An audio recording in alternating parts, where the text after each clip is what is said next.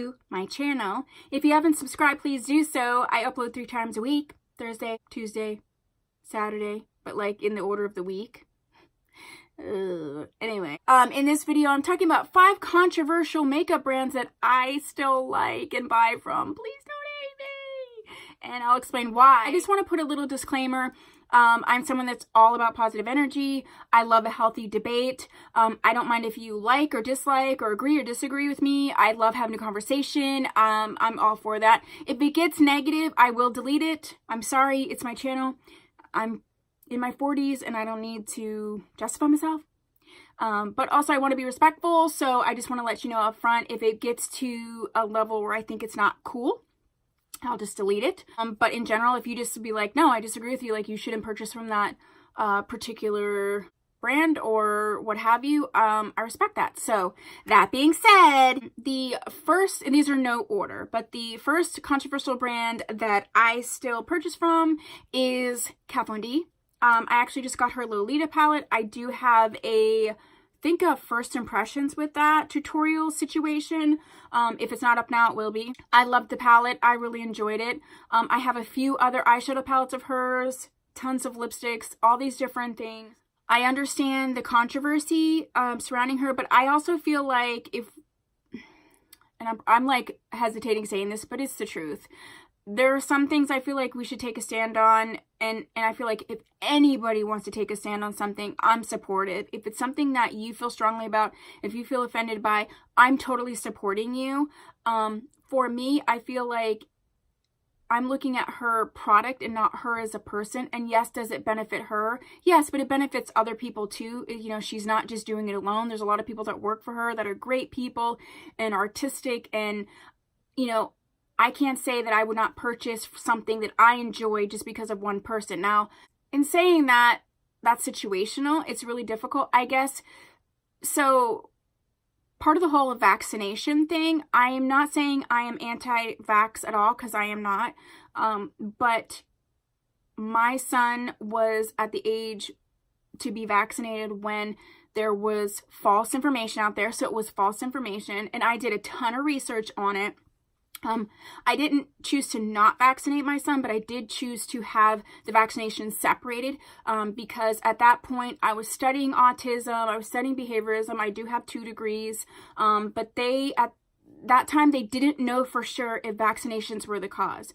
I have some family members that have autism. I had a young nephew that I spent a lot of time with who was a late onset autistic, meaning it didn't come on until after 3. So he was very verbal, affectionate, loving, and I saw sort of that light go out of his eyes, and it was devastating for his mother, my cousin. It was devastating for me. So when I had my son, I was very nervous about that. So I did enough research where I wasn't going to not vaccinate him because I didn't want to risk his life or the lives of others, but I also wanted to make a safe choice. So I did choose to separate those vaccinations. So I do not watch the news ever. I just don't watch it. I don't really get into a lot of drama. So I know that she has made statements. I don't have Twitter. I don't have any of that. So I don't even know what her statements were, but I'm just telling you from my point of view, I can understand the hesitation with putting things in your baby's body, but I still feel like you should think about it and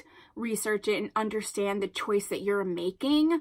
I don't necessarily agree with her choice, but it is, to me, a slippery slope. It's hard because being in the social sciences, I'm all about like the social and society, but then on the other hand, it's like there's been a lot of things that we've done where we're like, it's social and society, it's good for everybody, and it's hurt certain people or a group of people. So to me, it's just not black and white. So, and I really love the products. So that's a brand I still purchase from at this point. The next one is Lime Crime. I know that they've been controversial. The owner or whatever was controversial. I think she was just insensitive and immature and uneducated culturally. But overall, I absolutely love the products. I love their eyeshadow formula. Really, the only thing I have from them is eyeshadows. And so I don't have a problem purchasing from them at this point. And they are sold in Ulta. And part of the reason I didn't purchase from them before that was just because I don't like purchasing if I can't just like go in and swatch or return it really easy or weird customer service.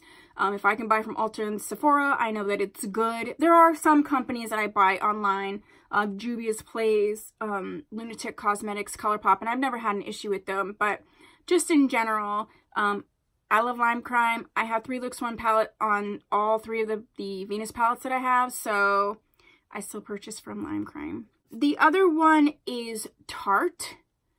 I know Tarte just jacked up so much with that stupid Shape Tape thing. It was such a ridiculous misstep. I just feel like, you know, hindsight's 20/20, but I feel like they should have known better. And I get the whole inclusion thing. I'm all for inclusion. I think they handled it wrong. I just think it was ridiculous. And then that whole like April Fool's thing, it was like, April Fool's, here's something you really want. Psych. Like, I'm not into that either. But there's a lot of things about their brand that I like, the products, and I'm buying the products, you know, so if I feel like I like them and they work, that's great. And there's a bunch of products that I realize I don't like from them and don't work, and I won't purchase them anymore, but I do still buy from Tarte. Next up is Morphe, and I know, like, Morphe's like the 4-letter word of beauty YouTube. I was never on the Morphe bandwagon, and I would just buy products that I like. Again, I did a video on the 10 eyeshadow palettes that I regret purchasing, and on there has been every single Morphe eyeshadow palette other than the Jaclyn Hill palettes. Outside of that, I just don't even, I'm not into it, okay?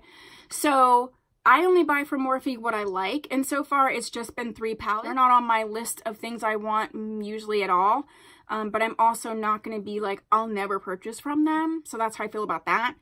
And last but not least, the company that I still purchase makeup from, even though it's slightly controversial, is like basically anything from the Hush app, but I only purchase Bad Habit palettes. I think I might have one from Face Cami.